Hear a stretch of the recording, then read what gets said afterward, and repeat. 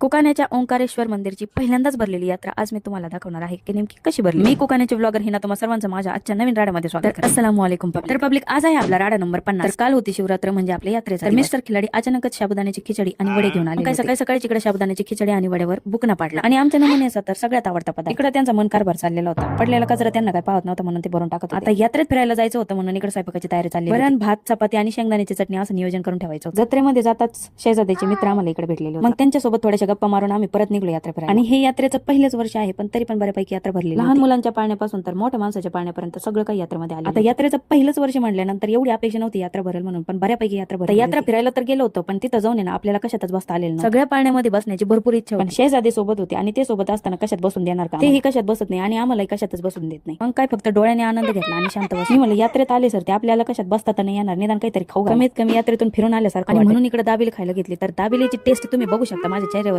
अगदी छळकून येत आहे। मनात विचार आला की नसती घेतली तर परवडला। आता यात्रेत आलो म्हणल्यावर थोडीशी खरेदारी तर व्हायला आणि एखाद्या बाईला जर खरेदारी करायची तर तिला घरातल्या सजावटीच्या गोष्टी, लेकरांसाठी खेळणे आणि भांडेगुंडे याशिवाय काहीच सुचत नाही। थोडीशी खरेदारी केल्यानंतर मंदिराकडे गेलो आणि म्हटलं तुम्हाला मंदिर पण दाखव की किती छान सजवलेलं होतं। आता येताना विचार करून आलेलो होतं की आपल्याला काही जास्त खरेदारी करायची नाही, त्याच्यामुळे काय सोबत पिशवी आणि नाही म्हणता खेळणे आणि भांड्यांनी एक पिशवी गच्च भरलेली होती। कोकणाची पहिल्याच वेळेस भरलेली यात्रा तुम्हाला कशी वाटली कमेंट्स मध्ये नक्की सांगा।